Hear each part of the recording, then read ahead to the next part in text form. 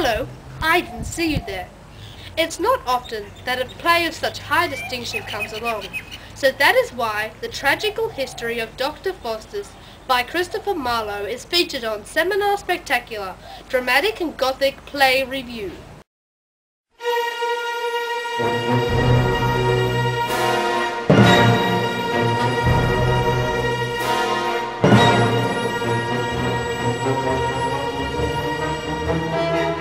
How was the tragical history of Doctor Faustus appropriated?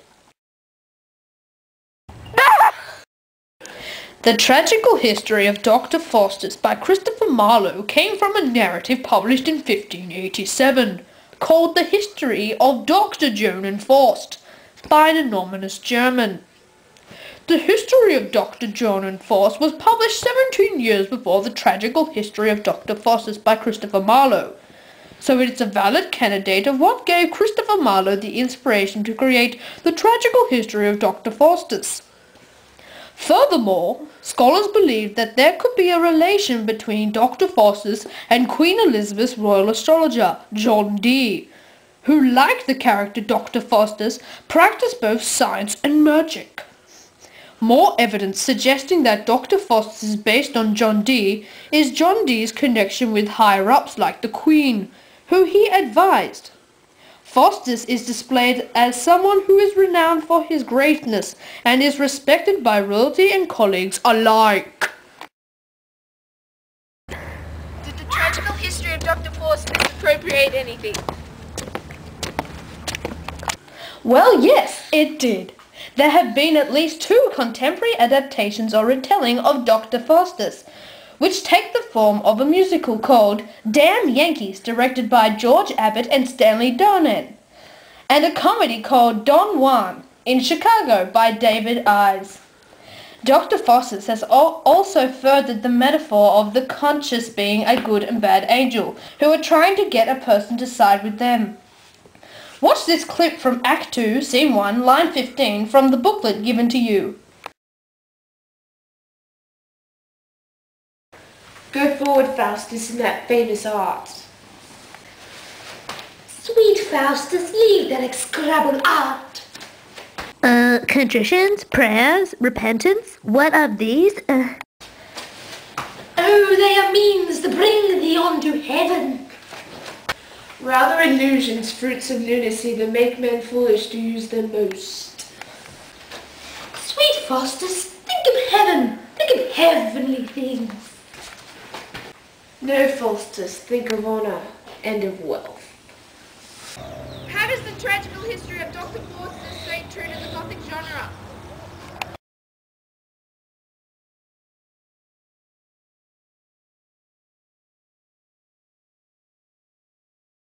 Well, Dr. Faustus the character has a hierarchy set up in his mind. Humans, God, then the devil.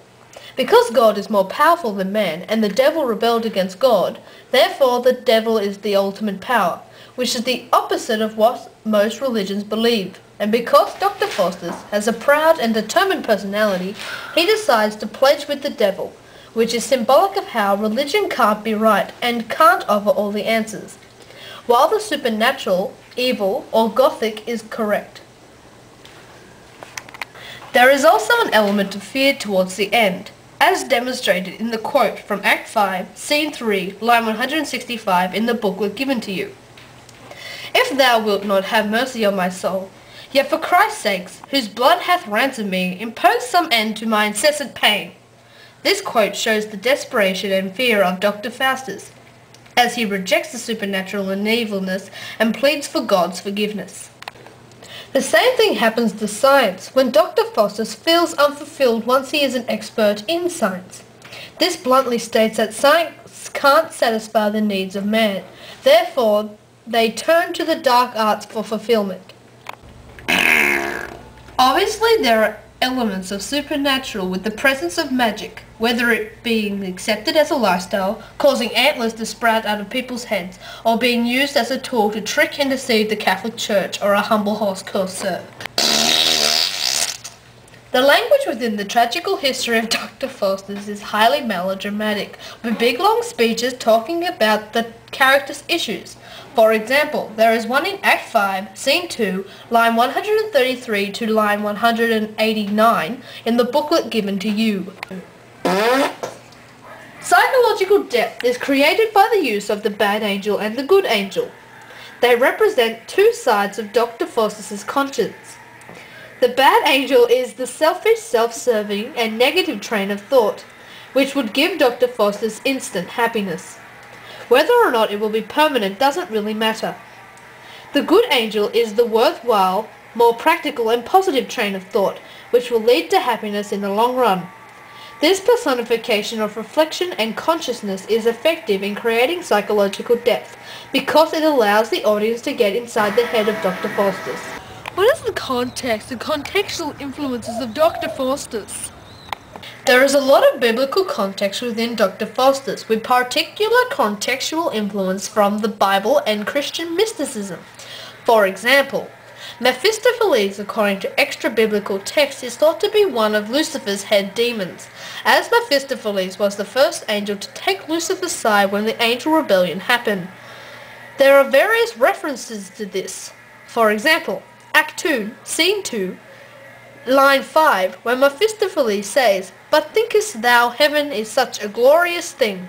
I tell thee, Faustus, it is not half so fair as thou or any man that breathe on earth." There is also evidence of contextual influence which suggests Lucifer is the devil, prince of darkness, who was cast down from heaven to hell. Was not Lucifer an angel once? Yes, Faustus, and most dearly loved of God. How come it then that he is prince of devils? Oh, by aspiring pride and insolence, for which God threw him from the face of heaven.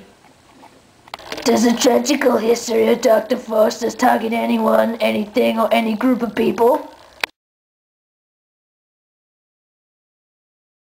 Yes, indeed it does. Faustus the character is the weapon that Christopher Marlowe uses to target man's relationship with God and the flaws of mankind.